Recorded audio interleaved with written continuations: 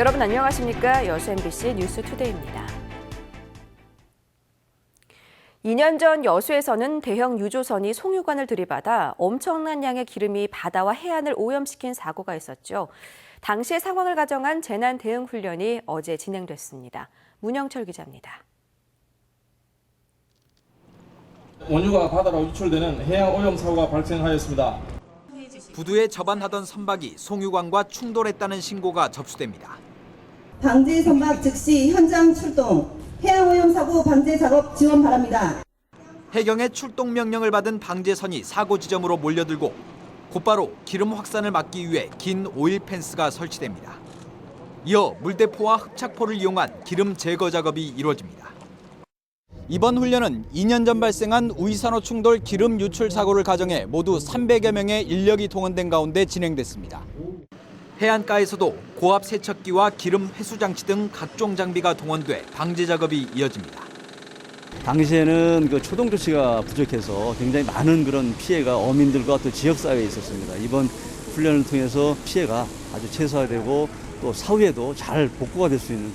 사고 발생 시 골든타임 내에 정확한 의사결정을 내리기 위해서는 신속하게 유출 물질을 분석하는 것이 무엇보다 중요합니다.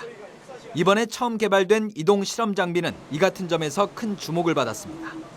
24시간 내에 사고 현장에 출동해서 현장에서 실시간 혹은 준실시간으로 측정할 수 있게. 전남 동부 지역에서 발생한 기름 유출 사고는 지난해에만 24건.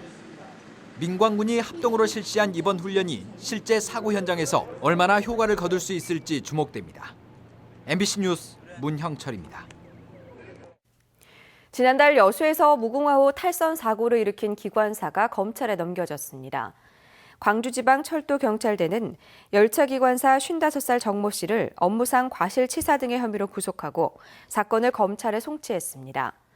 정 씨는 지난달 22일 새벽 여수 율촌역 인근에서 제한 속도를 3배 이상 초과해 열차를 운항하다 탈선 사고를 일으켰으며 이로 인해 기관사 1명이 숨지고 승객 8명이 다쳤습니다. 앞서 코레일은 사고 책임을 물어 정 씨를 비롯한 업무 책임자 4명과 코레일 전남 본부장을 직위 해제했습니다.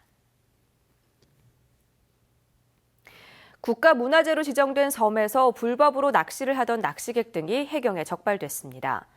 여수 해양경비안전서는 지난 17일 저녁 8시쯤 국가문화재인 여수 백도에 무단으로 들어가 4시간가량 바다 낚시를 한 혐의로 55살 박모 씨 등 2명을 입건했습니다.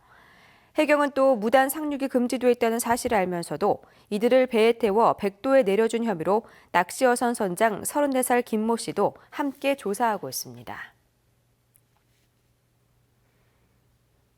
소록도 한산인들의 우울감이 일반인에 비해 높지 않은 것으로 조사됐습니다.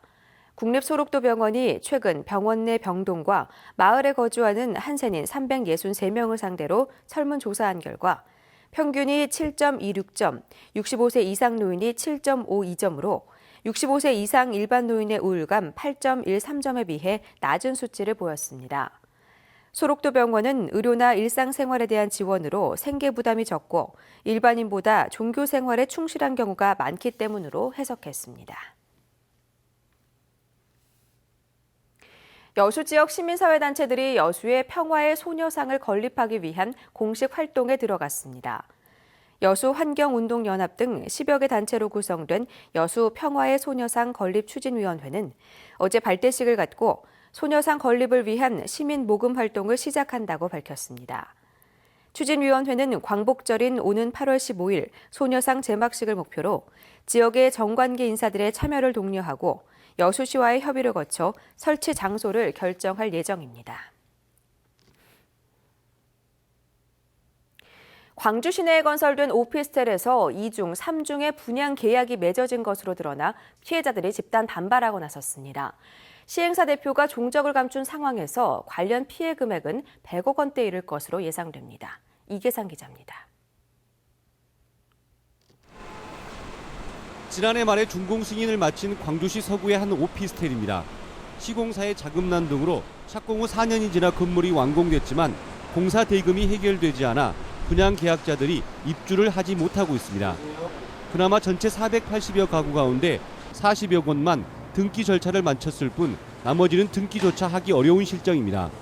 지금 건물이 완공돼 있어요. 준공돼 있고 작년에도 준공이 됐는데 또 만들어진 건물에 입주를 못한다는 것이 말이 안 되는 상황이라는 거예요. 입주 절차가 차일피일 미뤄지면서 분양 계약자들이 시행사 사무실을 찾아가 거세게 항의했습니다. 그런데 더 큰 문제는 오피스텔 건물 하나당 2중, 3중으로 분양 계약이 맺어져 있다는 것입니다. 시행사 대표가 자금을 구하기 위해 분양 계약을 남발하면서 무려 300여 건의 중복 계약이 체결됐고 드러난 피해 금액만 100억 원대에 이를 것으로 파악됐습니다. 하나의 오피스텔 호수를 가지고 5중, 6중까지 계약을 되는 물건들이 있다고 합니다.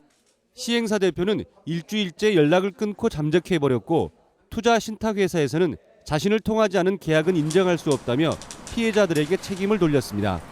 이 지역 부동산 시장에서 여전히 5천만 원대의 비슷한 매물이 나오고 있어서 제2, 제3의 피해가 우려되고 있습니다. MBC 뉴스 이계상입니다.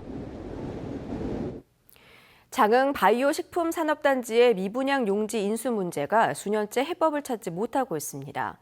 올해 말 준공 예정인 강진산단도 똑같은 문제로 갈등을 예고하고 있습니다. 문현철 기자가 보도합니다. 협약대로 장흥산단 미분양 용지를 인수해라. 협약 자체가 무효이기 때문에 인수할 수 없다. 전남개발공사와 장흥군 간의 공방이 3년째 이어지고 있습니다. 법정 다툼도 불사하겠다던 양측의 입장은 소모적인 분쟁에 대한 부담 때문인지 일단 분양에만 힘쓰자며 한 발짝씩 물러난 상태입니다. 저희들이 이제 개발공사 측에 이야기한 내용은 저희들이 50% 분양될 때까지는 공동으로 최대한 분양에 심혈을 기울이고 지난달 2단계 사업까지 완공됐지만 분양률은 겨우 17%대에 불과한 실정이고 미분양 용지에 대한 양 기관의 입장은 전혀 좁혀지지 않아 언제 터질지 모르는 시한폭탄입니다.